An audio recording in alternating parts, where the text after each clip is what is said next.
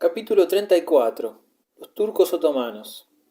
El imperio bizantino, que durante siglos había resistido como el baluarte de la civilización europea contra el oriente, quedó minado sin posibilidades de rehacerse después de la conquista latina. La restauración griega de 1261, aunque fecunda en tardía erudición y floreciente en literatura, no fue seguida de un renacimiento del poderío griego. Los emperadores de la casa de los paleólogos recobraron una herencia turbulenta y dividida, cuya debilidad reconocida se manifestaba en una perpetua invitación a insolentes ataques.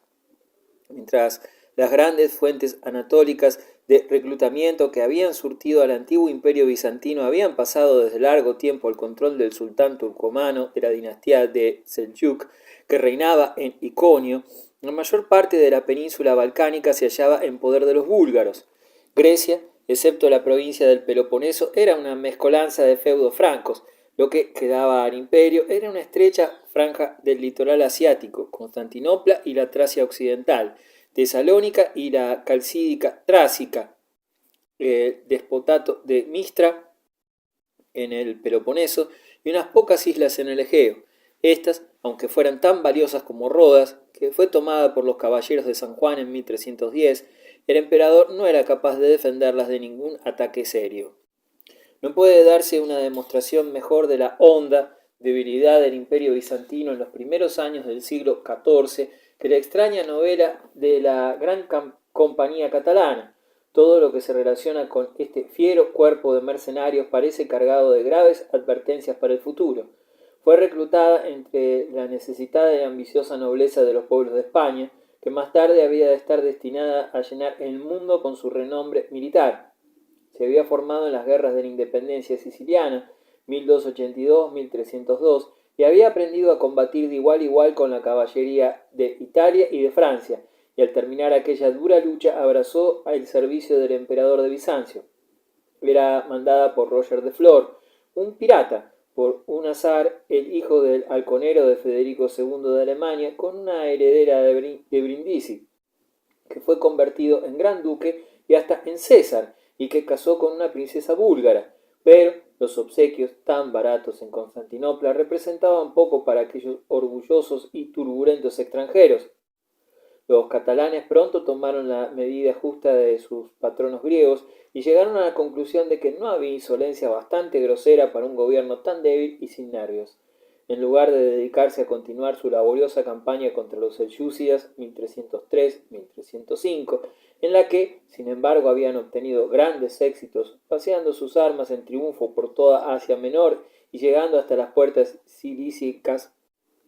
la compañía prefirió pelearse con los genoveses del Gálata, que proporcionaban a la escuadra sus navíos, y luchar con los alanos, que constituían el cuerpo distinguido del ejército de su patrono, para vengar la traición de que habían sido víctimas al ser asesinados Roger de Flor y muchos de sus caballeros en un banquete. Mandados por Berenguer de Entesna y por Bernardo de Rocafort, no abandonaron el territorio imperial hasta que hubieron tomado Galípoli, la fortaleza llave del Helesponto, y derrotado al propio emperador en una batalla campal. Entretanto, en 1308, el ducado de Atenas, que había prosperado por espacio de un siglo bajo el gobierno benévolo de una familia borgoñona, había correspondido a Walter de Brienne, retoño fiero de un linaje famoso por sus aventuras en muchos países. En un momento tan calamitoso para él como afortunado para el emperador, el nuevo duque de Atenas llamó en su auxilio a la Gran Compañía. Los catalanes, que cuando no peleaban con otros lo hacían entre sí mismos, y que acababan de hacer una carnicería con 7 coroneles, bajaron a Grecia, combatieron por espacio de un año y, encontrando bello el país, se negaron a ser despedidos si no era bajo condiciones que el duque no podía concederles. Cuando el viajero desde Atenas baja por las colinas al amable valle del Cefiso, percibe a su derecha el campo de la batalla, 1310, en donde encontró la muerte Walter de Brienne y que puso a su ducado en manos de los catalano-aragoneses. Los catalanes, en número de 6.400, se estacionaron a lo largo de la frontera de verdes campos de trigo, algo retirada del camino de la costa y que era un objetivo tentador para las fuerzas superiores de sus adversarios. Pero entre el duque y sus enemigos quedaba un pantano, escondido y traicionero, y allí Brienne y sus caballeros fueron pasados a degüello por los largos cuchillos catalanes, cuando se hallaban engolfados y sin defensa en el mojado suelo. Los ejércitos de Jerjes y de Darío eran benévolos comparados con los nuevos señores católicos del Partenón. Los catalanes se mantuvieron por espacio de más de 70 años, 1311-1388 en Atenas, a cuyo ducado se agregó luego el de Neopatria, dependiendo al principio de la corona de Sicilia, de cuyo rey, Federico, era hijo Manfredo, el primer duque de Atenas, pasando en 1377 a depender directamente de la corona catalana en tiempos de Pedro el Ceremonioso, y cuando este rey no pudo enviar más auxilio al lejano ducado, cuya situación era difícil de sostener, pasó a poder de los Acciaiuoli florentinos. Del tiempo de esa aventura quedó la primera mención del Partenón, que se conoce de la Europa medieval, llamado en una carta del rey Pedro el Ceremonioso la más bella joya que existe en el mundo, que no podrían hacerla semejante todos los reyes de los cristianos, y que, según el historiador Gregorovius, constituye el primer testimonio de que el Occidente volvía a tener conciencia de las maravillas del arte griego. Quedó también un ejemplo de respeto a los monumentos del pasado. El rey catalán Jaime II, a instancias del gran polígrafo Arnaldo de Vilanova, ordenó a la Compañía Catalana de Oriente respetar los monasterios del monte Athos, y Pedro el Ceremonioso, a instancias del religioso Juan de Boyle, hizo poner una guarnición en la Acrópolis de Atenas para salvar los tesoros artísticos que contenía. Asimismo, ha quedado la crónica de Ramón Muntaner, participante en la guerra, considerada universalmente como una de las mejores obras de la historiografía medieval y monumento imperecedero de las letras catalanas. Más allá del Helesponto, en los montes de Bitinia, vivía cierta tribu turca que reflexionó acerca de ese extraño portento español. ¿Qué maravillas podría cumplir una pequeña fuerza compuesta de hombres decididos si solo podía contar con una infantería disciplinada? La lección catalana no quedó perdida para los graves y receptivos otomanos. No había de pasar mucho tiempo sin que ellos también organizasen un ejército de infantería, tomasen Galípoli, derrotasen a los imperiales y tratasen como dueños el sagrado suelo de la Acrópolis. La historia de los turcos otomanos era de una familia de sencillos pastores y ganaderos, aumentando gradualmente en poder y en influencia, y mezclando la paciencia y la justicia con perseverante crueldad y violencia, atrayendo a su servicio los más heterogéneos elementos, hasta que estuvieron en situación de hacer rápidas y gigantescas conquistas, y de constituir y mantener un poderoso imperio.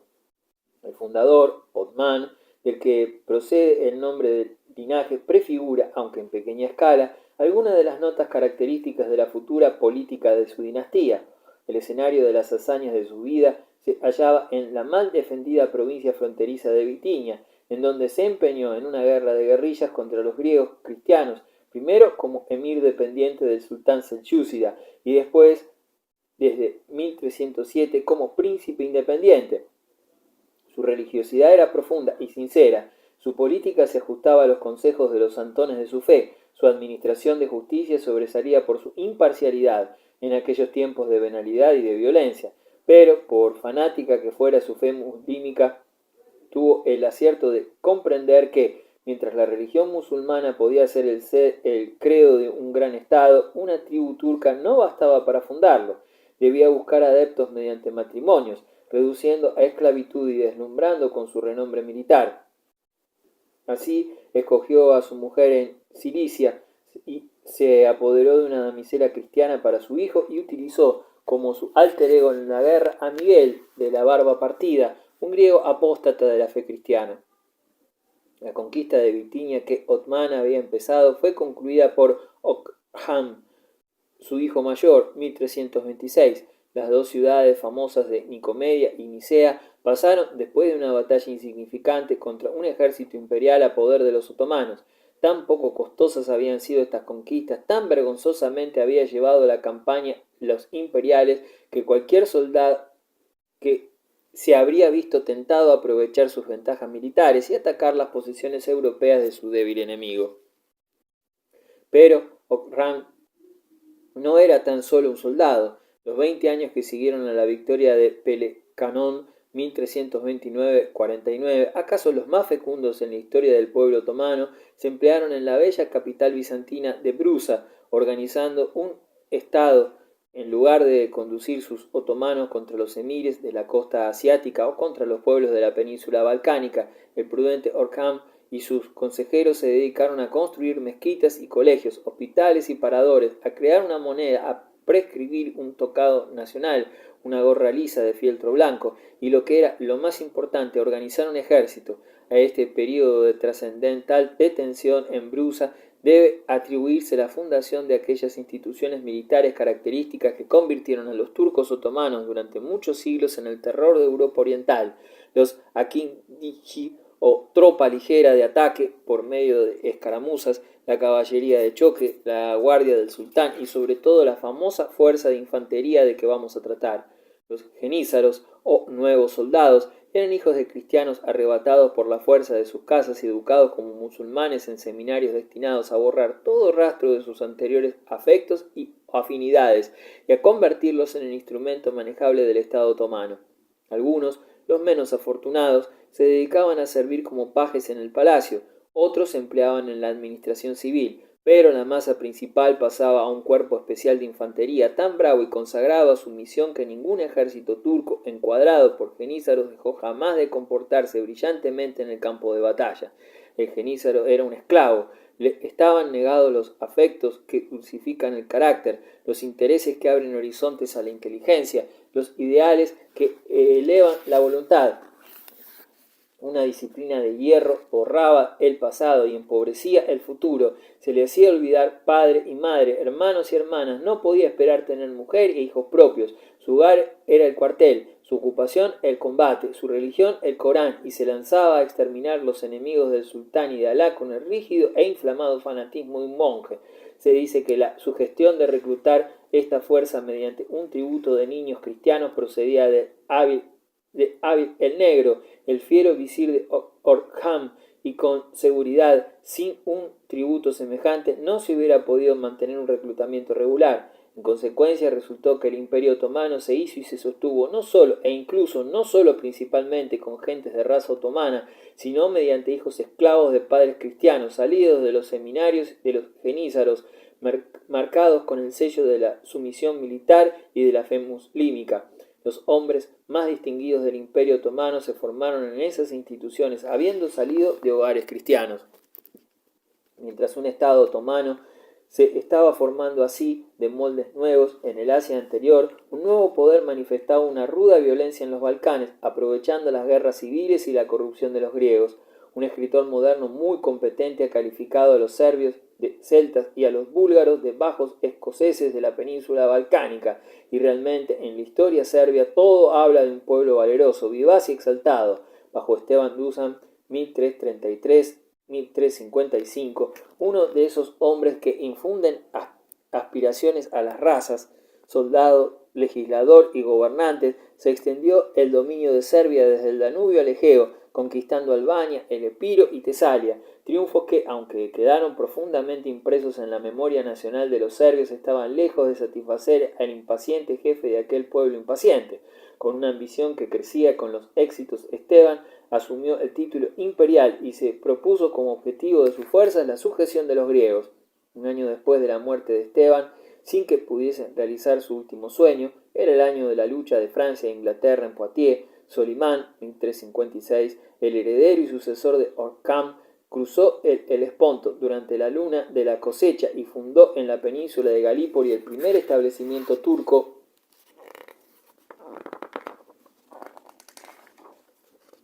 en suelo europeo. Poco después, mientras hacía volar sus halcones en un campo cerca de Ulair, murió de una caída de caballo y fue enterrado en el mismo lugar en que se había producido. Por espacio de un centenar de años, dice von Hammer, fue el único príncipe otomano sepultado en tierra europea, y su tumba era una invitación constante a que las razas de Asia cumplieran su peregrinación a ella con la espada de la conquista. De todas las tumbas de héroes que desde entonces se han relacionado con la historia otomana, no hay otra más renombrada o más visitada que la del segundo visir del imperio, el afortunado César del Helesponto, que puso los cimientos del poderío otomano en Europa.